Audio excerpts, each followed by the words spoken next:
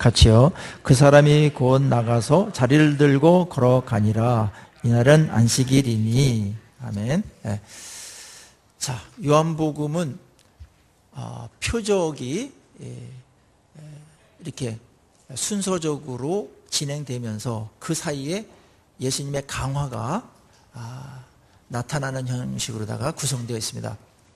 그래서 첫 번째 표적은 가나의 혼인잔치 표적이었고, 두 번째 표적은 4장 바로 5장 앞에 나오는 그 왕의 신하의 아들의 병을 고치는 그런 표적이 둘째 표적이라고 되어 있습니다. 셋째 표적은 바로 38년 된 병자를 고치는 표적입니다. 이 표적을 이렇게 예수님께서 드러내시는 의도가 있겠죠? 표적을 통해서 예수님께서 드러내시고자 하는 의도와 메시지는 무엇일까요?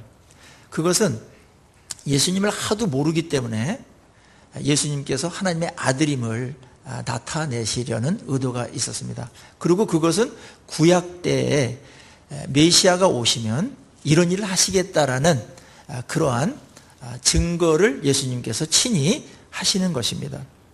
그러니까 병자를 치유한 것이 우리를 긍휼하게 여기시는 부분들도 있지만, 예수님은 그것과 함께 더 큰 의도가 있었는데, 예수님 대신 내가 치유자다, 내가 구원자다, 내가 그렇게 구약에서 예언했던 메시아다, 그거를 증언하고 있는 것이고 보여주는 것입니다.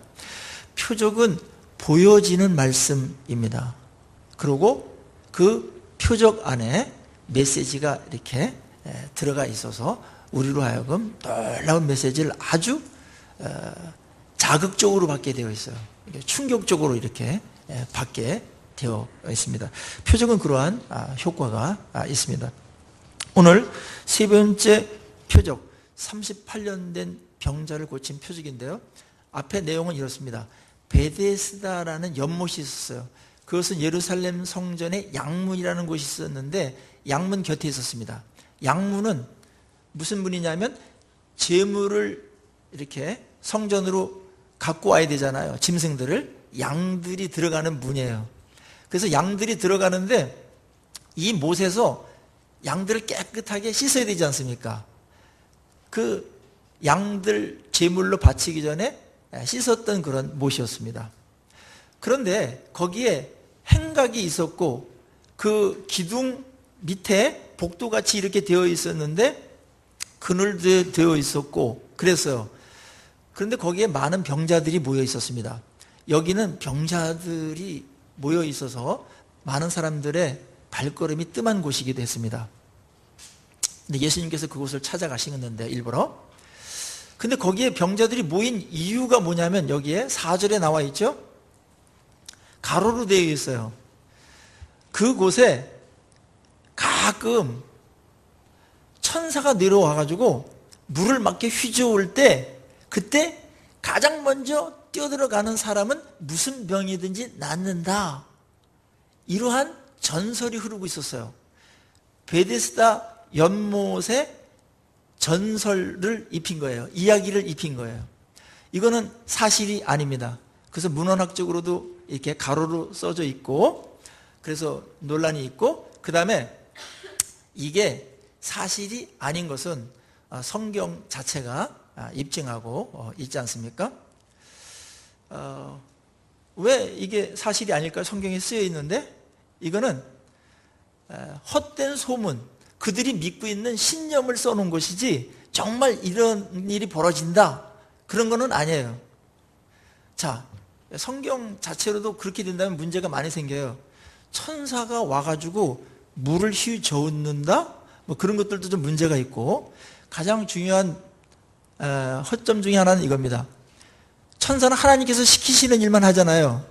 그런데 병자들이 쭉 있어요. 38년이나 여기서 있는 그런 병자들도 와 있고, 거기 보니까 다 절뚝발이 맹인 이래서 혼자는 뛰어들어갈 수 없는 사람들만 모아놨어요.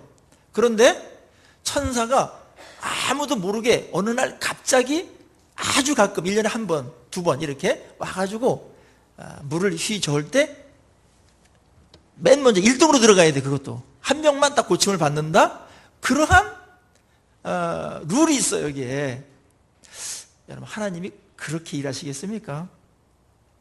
장애인들 갖고 지금 장난하십니까? 하나님께서? 그럴 리 없어요. 예.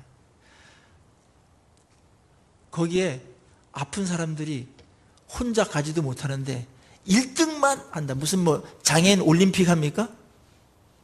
이 내용 자체가 성경적이지 않지 않습니까? 그렇지 않아요. 예. 이거는 전설이었어요.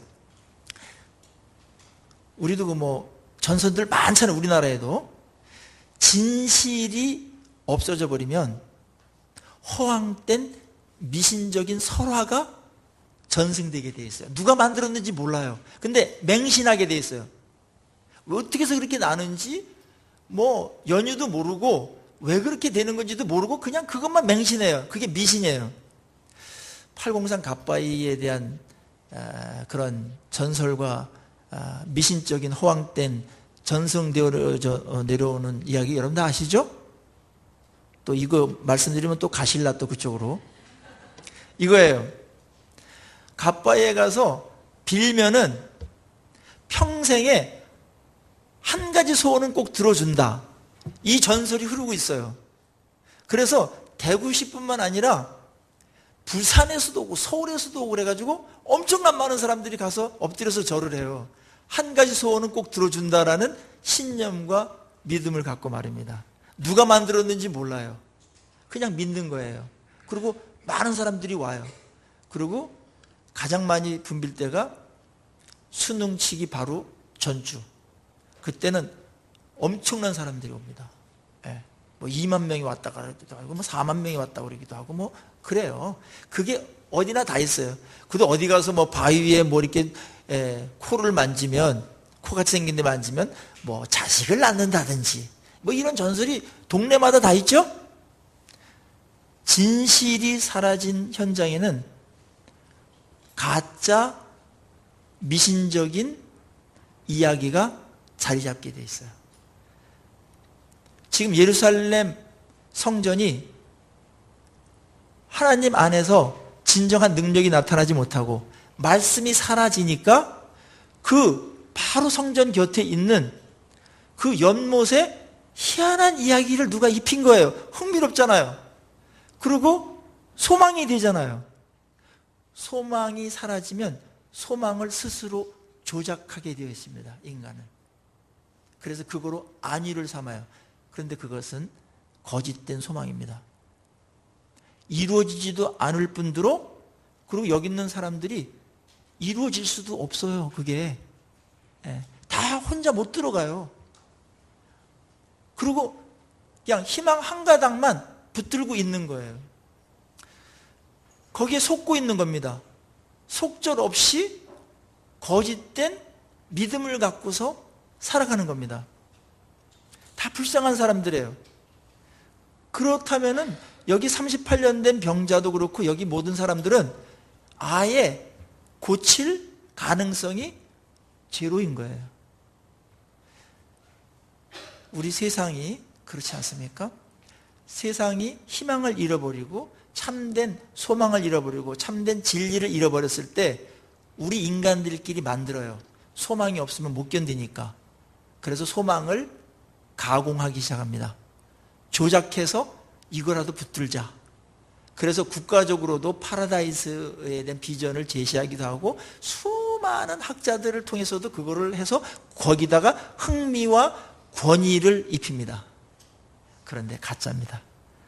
많은 사람들이 이 거대한 가짜 속임수 진리를 붙들고 살아가는 현장, 이 세상입니다. 소망 없어요. 거기에 진짜 소망 되시고 진짜 치유자 되시고 진짜 진리이신 예수님께서 찾아오신 겁니다. 예수님께서 오신 목적은 바로 이런 거예요. 이 세상이 집단적으로 다 무지했어요. 하나님을 떠나면서 우리의 지성과 의지와 분별력과 이런 게 다 없어졌어요. 하나님을 떠나면서 소망도 잃어버렸어요. 어둠 자체예요. 그래서 우리끼리 만들어 놨어요. 이렇게 하면 잘 될 거다. 이렇게 하면 행복할 거다. 그렇지만은 그거를 누리는 사람이 누가 있습니까? 잠깐 어쩌다가 하는 것이 있지만은 계속 목마르고 안 되는 겁니다. 절망입니다. 그때 예수님께서 이 세상에 참된 능력과 진리를 갖고 이 땅에 오신 것이죠. 그래서 그들의 무지를 깨우고 그들에게 진정한 진리의 힘이 무엇인가를 가르쳐 주고 있는 현장, 오늘 베데스다 연못가입니다. 특별히 이 베데스다 연못가에서 벌어지는 현상을 보면 더 기가 막힌데, 거기에 아픈 분들이 모여 있으니까 일반적으로 동병상련하는 서로 아름다운 정과 위로가 오가지 않습니까? 병원에 가면 같이 입원한 사람끼리 친해져요. 아프니까. 그리고 이해하고 심정적인 공감이 있으니까. 아픈 사람 심정을 안단 말이에요. 그래서 사이좋게 지내는데, 여기는 뭐냐면은 룰 자체가 1등만 돼. 그래서 잘 지낼 수 없는 사이가 돼버렸어요. 무한 경쟁이에요. 1등만 살아남아요. 오늘날 이 세상이 그렇게 치닫고 있지 않습니까? 그래서 우리가 서로 아름다운 정을 나누고 위로하고 이러는 것들이 어느 순간에 사라져버리고, 이 무한 경쟁 속에서 그나마 우리를 버티게 했고, 그래도 삶이 아름답게 만드는 요소조차 다 깡그리 사라져버렸어요. 무한 경쟁 때문에. 가짜 룰을 갖고서, 그렇게 해도 안 되는 걸 갖고서, 그것 때문에 있는 것조차 못 누리게 되었다. 이 베데스다라는 말은, 이 벳이라는 말은 집이라는 뜻이에요. 집. 그래서 베들레헴 하면 떡의 집 이렇게 되는데, 이 자비의 집이라는 뜻이에요. 자비의 집에서 자비가 없어진 분위기와 정황이 되어버렸습니다. 서로 사이가 안 좋아요. 평소 때는 지내다가 딱 되면 서로 밀치고 자기가 막 들어가려다 뭐 싸우라 하고 막 이러면서 난장판이 되는 그런 곳이 되어버렸어요. 우리의 세상이 똑같습니다. 그래서 예수님께서 여기에 찾아오셨습니다. 이걸 해결하시려고. 예수님께서 38년 된 사람, 아마 가장 거기서 오랫동안 병석에 누워있던 자가 아닌가 생각되는데요. 대표적으로 그 사람한테 딱 갔어요. 그러고 물었어요. 네가 낫고자 하느냐? 많은 말씀을 안 하셨는데, 두 마디 딱 하셨는데, 내가 낫고자 하느냐? 그랬어요. 그런데 여러분, 이 질문이 필요한 질문 같아요? 안 필요한 질문 같아요?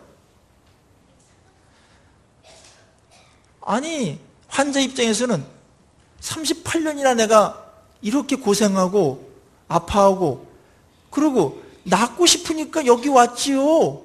이렇게 그 질문하는 주님께 반박하고 싶지 않았겠어요? 불필요한 질문 같아요. 네가 낫고자 하느냐? 아니, 낫고 싶으니까 왔지. 병원에 여러분이 배를 막 움켜잡고서 얼굴이 새파래가지고 그냥 병원에 막 응급실에 갔는데 의사가 뚝 보더니 낫기 원해요? 그러면은 여러분들 이 사람이 제정신인가? 무슨 마약을 먹었나? 뭐 이렇게 생각하지 않았겠습니까? 이 질문 자체가 굉장히 아이러니해요. 이해할 수 없는 질문이에요, 겉으로는. 그런데 예수님은 많은 부분을 생략하고 압축해서 말하는 그런 논법이 있어요. 그래서 잘 생각해야 돼요. 오늘 이 사건을 풀 때 예수님께서 딱 두 마디 하셨어요. 네가 낫고자 원하냐? 일어나서 네 자리를 들고 걸어가라. 두 마디로 끝나요, 이 표적은. 여기서 가장 중요한, 또 우리가 관심을 집중시켜야 될 그러한 글이 있다면, 그것은 예수님께서 무슨 말을 했냐라는 거예요. 그리고 왜 하셨는지, 그 결과는 어땠는지, 여기에 모든 포커스가 맞춰져야만 이 표적이 풀립니다. 여러분, 예수님께서 왜 낫고자 하느냐 그랬을까요? 뻔히 아시면서 이상한 질문을 왜 하셨을까요? 그 이상한 게 풀려야 거기에 메시지가 드러나기 시작해요. 어떤 분들은 믿음을 테스트해 보기 위해서 그랬다, 그렇게 말하는 사람들도 있어요. 물론 그런 면도 있을 겁니다. 한 가지 질문 갖고서 하나님은 한 가지 단답식만을 원하는 게 아니니까. 그런데 제가 볼 때는 그 이면에 아주 이 질문이 아주 중요한 의도를 갖고 하신 거예요. 굉장히 중요한 의도가 있었어요. 몇 가지 의도가 있는데 몇 가지 한번 살펴보죠. 하나는 이 사람이 38년 동안 병을 앓았기 때문에 굉장히 익숙해 있었겠죠. 나쁜 것도 오랫동안 되면 내 삶이 되고 내 인격이 되고 내 생활이 돼버려요. 그랬을 때 이 사람을 깨우는 거예요. 너 이렇게 익숙한 삶 정말 청산하고 싶냐? 그런 질문이에요. 그거 분명히 해야 돼요. 그리고 아울러서 우리는 아프면은 무조건 다 낫고 싶다. 그런 어떠한 고정관념이 있잖아요. 아픈 거 다 낫기를 바란다. 그거 상식적으로 맞아요. 그런데 어떤 경우는 말입니다. 인간은 묘해서 연약한 것을 즐기는 경향도 있습니다. 아프면 모든 게 나한테 불리합니까? 병이 나면 나한테 모든 게 불리하게 돌아갑니까? 불리한 거 있죠. 불편하고 고통스러우니까요. 그런데 그렇지 않아요. 아파본 사람들 아실 거예요. 아프면은 주변 사람들이 나를 잘 대해줘요. 그리고 나에게 관심을 가져주고 챙겨주고 위로해줘요. 그리고 함부로 나한테 안 대해주고 다 맞춰줘요. 아픈 사람한테 다 맞춰줘요. 그래서 아픈 사람 주변이 힘든 겁니다. 그리고 내가 마땅히 해야 될 책임을 안 져도 돼요. 누가 뭐라 할 사람이 없어요. 아프니까. 뭐 힘써야 될 일을 안 써도 상관없어요. 아무도 뭐라 할 수 없어요. 아프니까. 얼마나 편한지 몰라요. 묘한 아프기 때문에 연약하기 때문에 오는 묘한 특권이 있어요. 묘한 권력이 생깁니다. 아프면 집안에서 TV 어디 볼까? 아빠는 스포츠 보고 싶고 그 호랑이 같은 아내는 드라마를 보고 싶고 애들은 뭐 게임하고 막 그런 거 보고 싶은데 아프면 딱 끝나버려요. 평정돼 버려요. 채널권이 딱 넘어와요. 딱 본다는데 누가 뭐 아픈데 이러면서 우리 그 금요일마다 원어 성경 연구를 하는 목사님 팀이 있는데요. 거기에 한 목사님이 계세요. 근데 그분이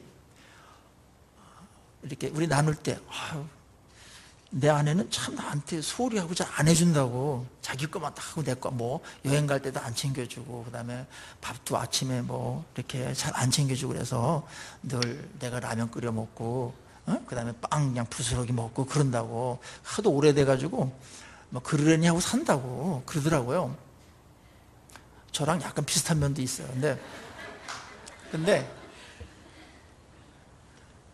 건강검진을 받았는데 굉장히 위험한 진단이 나온 거예요. 아파. 그걸 이제 아내가 알게 된 그 다음부터 얼마나 잘해주는지 모른대. 밥도 챙겨주고, 그다음에 밥도 챙겨주는데 그냥 챙기는 게 아니고 몸에 좋은 것들 있죠? 시장에서 막 구해가지고 신선한 거, 그다음에 뭐 거기에 좋은 거 이런 거 그 해준다는 거예요. 그래서 요즘 살맛이 난다고 그러더라고요. 그래서 내가 그럼 병 고칠 겁니까? 그대로 갈 겁니까? 글쎄 자기 그거 걱정이라고 고민이라고 그러더라고요. 이대로 가는 것도 괜찮다는 거예요. 예수님께서 우리 인간에게 이 부분을 아세요. 너 정말 낫고 싶어? 그 말은 너 그러면 네 인생 네가 해야 될 거 네가 다 책임져야 돼. 그리고 공동체와 가족을 위해서 힘써야 돼. 헌신해야 돼. 그리고 더 연약한 사람들 챙겨주고 징징대는 사람들 들어주고 다 맞춰줘야 돼. 굉장히 불편해질 거야 너 지금보다. 고통은 사라지겠지만 힘들 거야 아마 너. 그래도 낫기를 원하냐? 날카로운 질문이죠. 여러분들 제가 묻겠습니다. 예수님의 이 말씀을 빌려가지고 여러분들은 정말 마음의 상처가 치유되기를 바랍니까? 네. 그리고 여러분들 정말 영적으로도 건강해지고 성숙해지고 그 다음에 강건해지기를 바랍니까? 네. 그러면 여러분들 더 피곤하게 사셔야 돼요. 지금보다. 다른 사람들 맞춰야 돼요. 알았죠? 그래도 성숙하시기를 원하십니까? 예, 그게 정상이죠. 그게 정상이죠. 그거 뭐 누려봤자 뭐 조금 낫긴 낫지만 그게 뭡니까? 삶의 질이 떨어지거든요. 피곤하지만 건강함 속에서 다른 사람 섬기고 세워주고, 예? 이게 좋아요. 근데 많은 경우에 우리도 모르게 그냥 이렇게 연약한 게 내 삶이 돼버렸어. 그래서 나는 누군가 교회도 올 때도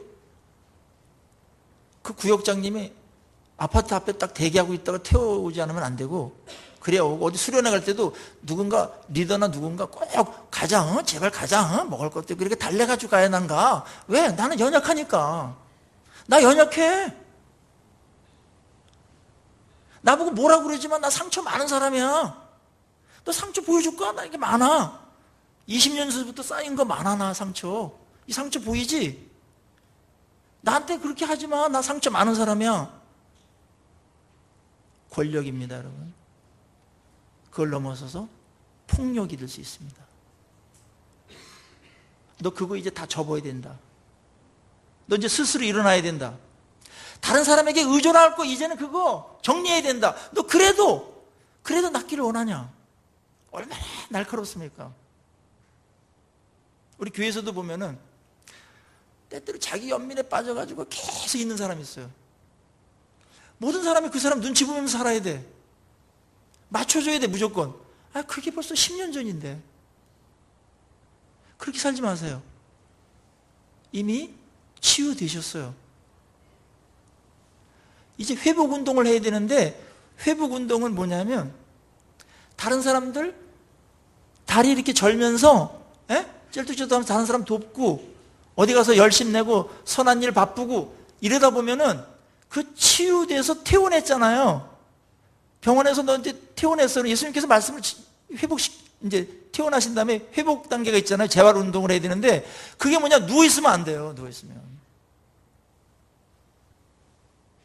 그래서 네 자리를 들고 가라 그런 거예요. 또 저 자리에 또 누울까 봐. 이 자리라는 게 6번 나와요. 자리를 강조해요. 그 자리가 어떤 자리예요? 책임 안 져도 되는 자리, 내 멋대로 해도 되는 자리, 나는 언제나 도움과 위로만 받아야 되는 자리, 사랑받아야 되고 섬김을 받아야 되는 그 자리, 그 자리 이제 끝났다는 거예요. 그 자리 들고 가라는 거예요. 이 자리를 뭐 들고 가라, 아주 독특한 표현이에요. 일어나 걸어가라 그러면 되는데 자리를 계속 강조해요. 자리 때문에 안식일날 이 자리를 들고 가는 문제 때문에 예수님께서 굉장히 위험에 처합니다. 그래서 자리를 피하잖아요. 안식일을 어겼다고 오해를 받고 목숨을 노립니다. 그 자리를 들고 요 말만 안 했더라도 괜찮은데 자리를 들고 간 것 때문에 시비가 걸려요. 예수님께서는 굉장히 위험한 발언이었어요. 왜 모르시겠어요? 근데 자리를 들고 가라 그런 거예요. 그게 그만큼 중요한 거예요. 오늘 자리에 굉장히 스포트라이트가 딱 비쳐요. 자리 들고 가야 된다는 거예요. 그 자리는 익숙해 있는 자리일 수 있습니다.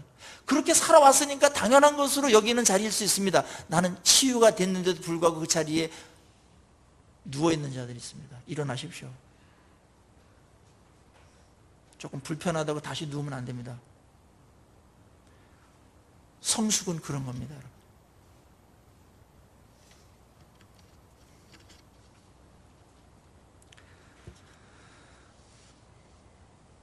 이 예수님의 날카로운 내가 낫고자 하느냐, 연약함을 즐기는 자리에서 뭐 이 정도 선에서 하자, 그런 자리에서 여러분들 일어나십시오. 그리고 이제 건강한 재활 훈련 하셔야 됩니다. 할 수 있어요.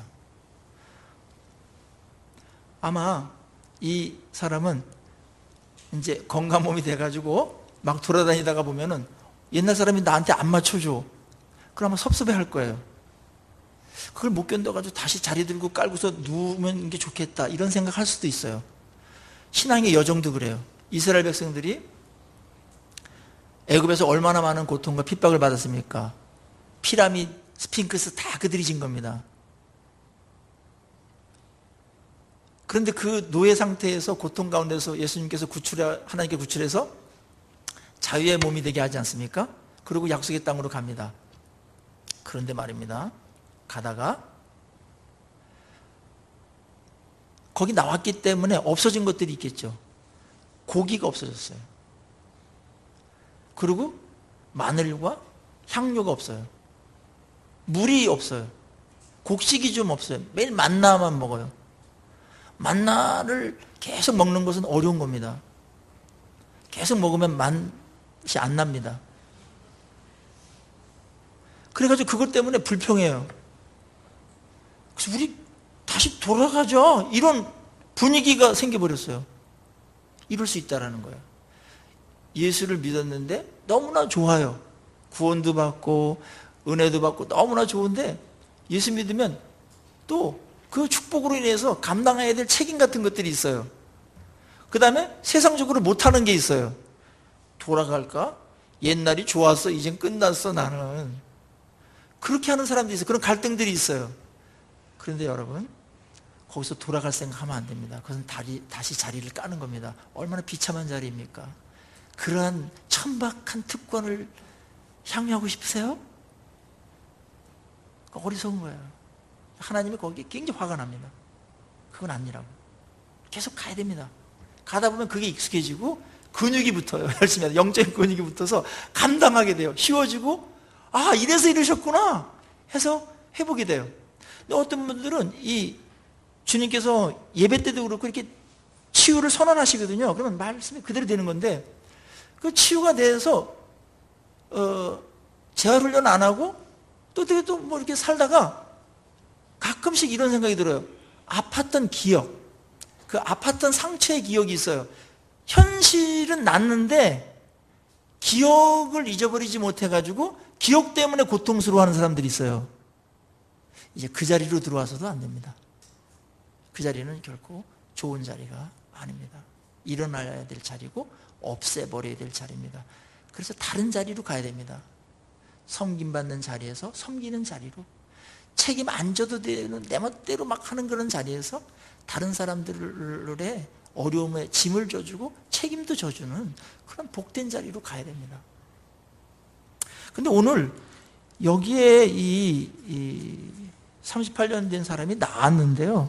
그 치유된 그 이유가 좀 궁금한데 14절에 좀 나와 있어요. 보십시오. 14절. 얼마 지난 후에 이게 얼마인지 모르겠는데 세월은 모르겠는데 긴 시간 아니었던 것 같고요. 14절 보세요. 예수님께서 만납니다. 그 후에 예수께서 성전에서 그 사람을 만나 이르시되 보라 내가 나왔으니 더 심한 것이 생기지 않게 다시는 죄를 범하지 말라. 우연히 만나셨어요. 근데 이 사람이 자리를 들고 가라는 그 메시지를 제대로 이해했는지 못했는지 너무나 나은 것만 좋아가지고 막 살다 보니까 방종하게 된 것 같아요. 아파서 누워있을 때 짓지 못했던 죄를 건강하면 지울 수 있는 죄들이 있지 않습니까? 가난할 때 지울 수 없는, 돈이 없어서 지울 수 없는 죄가 있어요. 근데 돈이 많아지고 시간이 많아지면 지울 수 있는 죄가 많아요. 그렇듯이 건강해지니까 지울 수 있는 죄가 있어요. 선한 일들을 할 수 있는데. 근데 이 38년 된 이 회복된 이 병자는 예수님의 의도에 맞지 않게 살았던 것 같습니다. 왜 예수님께서 치유해 주셨겠어요? 왜 고쳐주셨겠어요? 그 고친 몸으로 뭘 하라고요? 여기까지는 생각해야죠. 그래야 뭐 생각이 있는 사람이고 사려 깊은 사람이지. 난 거만 좋다. 이제 내 맘대로 한다. 그때 막 못한 거 다 해버린다. 막 이래가지고 살아버렸던 것 같아요. 죄를 진 것 같아요. 죄를 져서 그 건강한 몸으로 회복된 몸으로 죄를 져가지고 아마 이 자리에 다시 누워있는 건 아니지만 어떤 나쁜 상황에 들어간 것 같아요. 이 예수님의 말씀을 추측해 보건대 그래서 더 나쁜 것이 생기지 않도록 죄를 짓지 말라고 예수님께서 말씀해 주셨습니다. 여러분들 하나님께서 여러분들을 고쳐 주셨습니다. 회복시켜 주셨습니다. 그리고 많은 은혜들을 베푸셨습니다. 우리 거기서 끝나면 안 됩니다. 왜 나에게 은혜를 베푸시고 왜 고쳐주셨는가? 왜 성숙시켜 주셨는가? 왜 강건한 육체를 주셨는가? 한번 생각해 보십시오. 죄지라고 준 건 아니죠. 로마서 6장에서는 우리의 이 건강한 몸을 죄의 병기로 쓰지 말라고 그랬어요. 의의 병기로 써라. 몸 갖고 있잖아요. 죄 짓는데 막 몸을 쓰는 사람이 있어요. 건강한 몸 갖고. 아프면은 그 짓도 못할 텐데. 저는 TV 보다가 가장 안타까운 장면 중에 하나는 뭐냐면 조직 폭력배들 딱 이렇게 막 줄줄이 이제 꿰가지고 이제 그 경찰서 들어가고 그러는 장면 나오지 않습니까? 떡대가 얼마나 좋은지. 야, 그거 갖고 좋은 일 하면 얼마나 좋겠어요. 지금 병석에서 나 건강만 하면은 다른 사람 많이 돕고 정말 선한 일도 하고 도와줄 사람 많은데, 이런 사람 많은데 그걸 다 가졌어. 너무나 몸이 좋아요. 피지컬 너무 좋아요. 근데 그거 갖고 나쁜 짓 한 데 쓰는 거예요. 불의의 병기를 쓴 거예요. 우리도 그럴 수 있습니다. 주님께서 주신 선한 것을 갖고 선한 데 쓰라고 준 거예요. 그거는 누구나 많아 너무나 당연한 이치 아닙니까? 근데 이 상식 없는 이 병자는 그 몸을 갖고서 이전에 짓지 않았던 그 죄를 짓는데 자기의 몸을 썼습니다. 축복도 마찬가지입니다. 축복이 없을 때는 없기 때문에 제한을 받아가지고 죄도 제한받아요. 없을 때는. 근데 뭘 하나님께서 축복을 주시면 그게 하나의 힘이 되고 영향력이 되고 선택의 폭을 많이 넓히기 때문에 죄의 선택의 폭도 많이 넓어져요. 그 위험성이 같이 있는 거예요. 그래서 축복은 동시에 독이 있습니다. 그래서 축복을 받을 때 이 부분이 정리가 안 된 상태에서 그냥 세상적으로 좋은 것만 주면 많은 사람들이 잘못 사용합니다. 자기만을 위해서 쓸 수도 있고, 더 나쁜 사람은 그 축복 갖고 다른 사람 살려내는 데 써야 되는데 다른 사람 기죽이는 데나 쓰고. 한심하지 않습니까? 세상은 다 그렇게 돌아갑니다.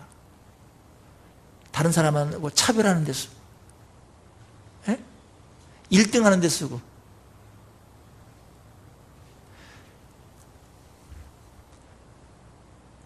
그래서 이 세상은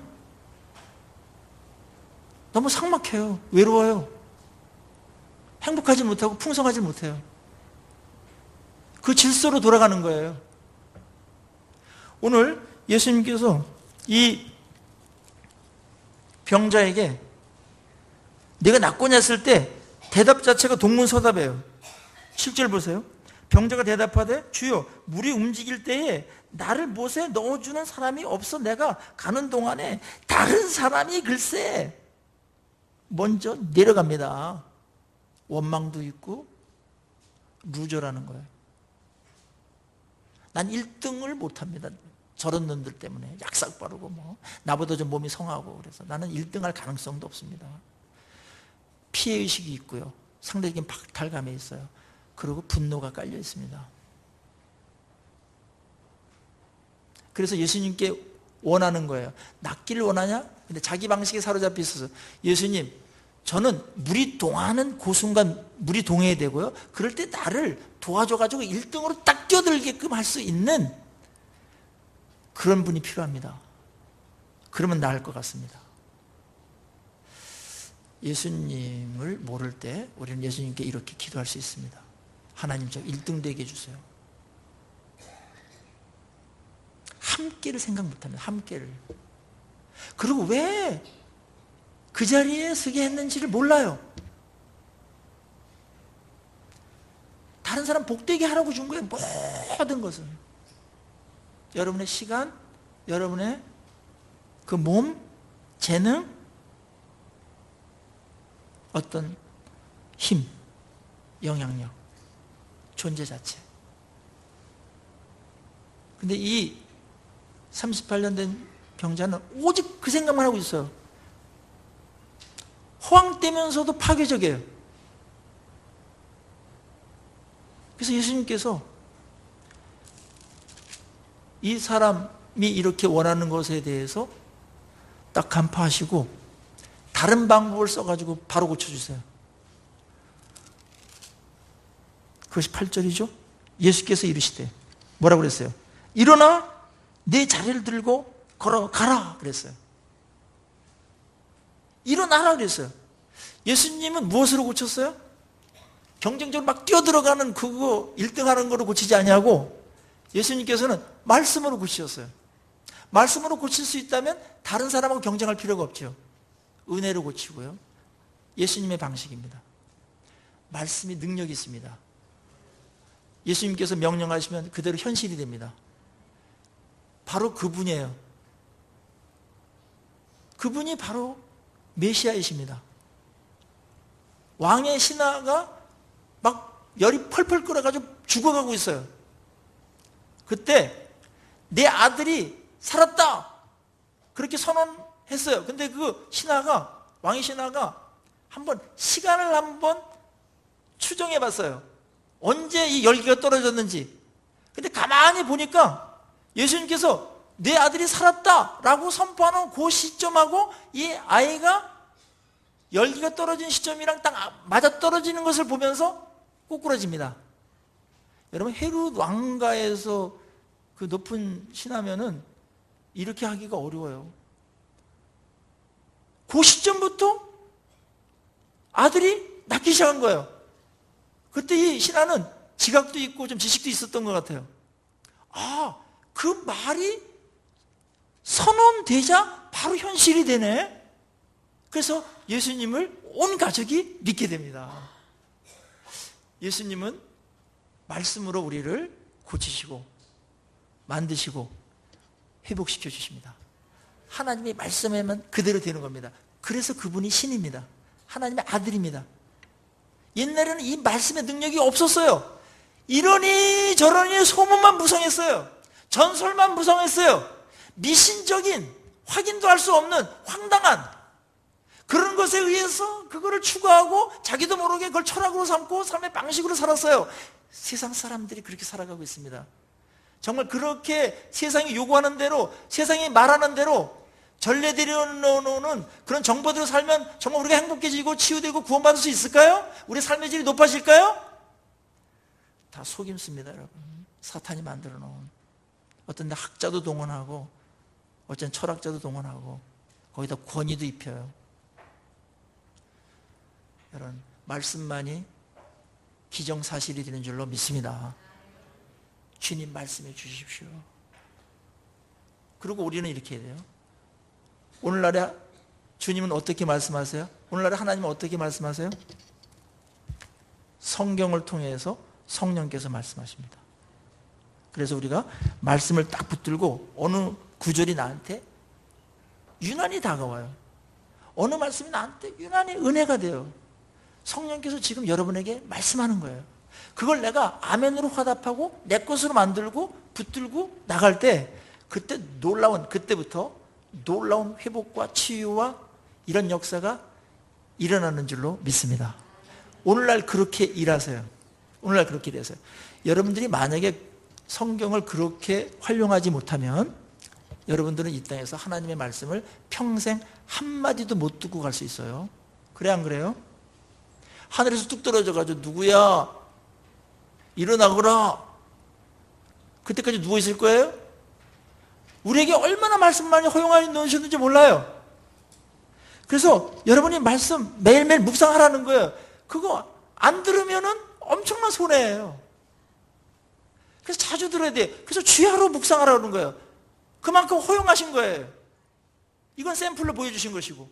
그래서 우리가 말씀을 툭 읽다가 묵상할 때 말씀이 딱 져서 그걸 외우고 말씀을 믿고 받아들이고 수납하고 그리고 말씀을 생각할 뿐만 아니라 그렇게 일어나서 행동하는 거예요.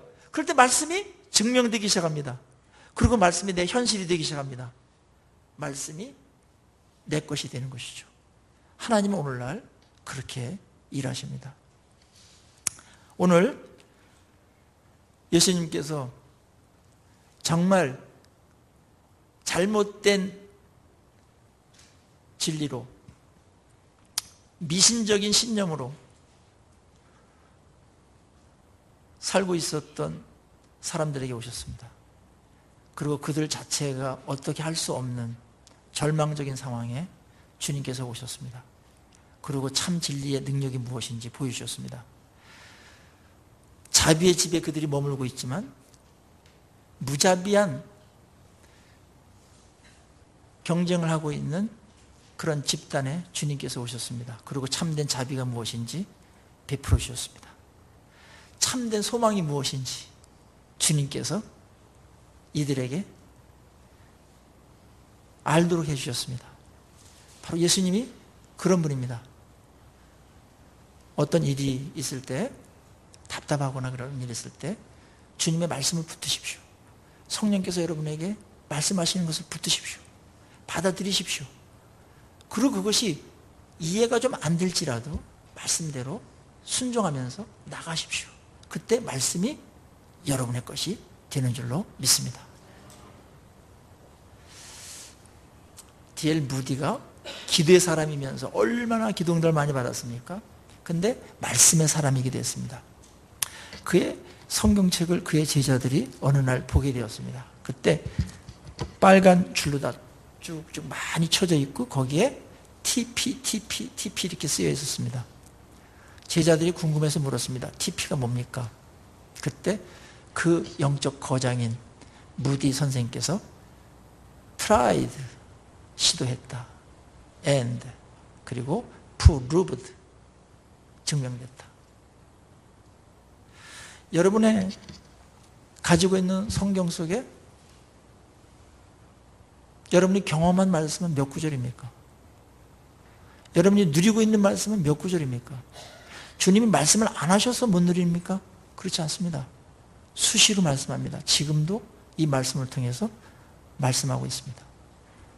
말씀을 붙드시고 내 거로 만드시고 일어나 걸어라 할 때 그 불편하지만 안 될 것 같지만 38년 동안 안 된 것이었지만 내 삶이 되고 내 인격이 되고 어느 순간에 나의 삶의 일부가 돼버린 그런 것일지라도 말씀 붙들고 믿음으로 벌떡 일어나십시오.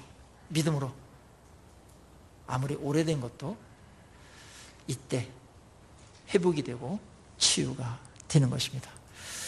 말씀을 붙드시고 승리하시고 말씀대로 되어지는 것들을 여러분 삶에 많이 경험하시기를 주의 이름으로 축원합니다. 기도하시기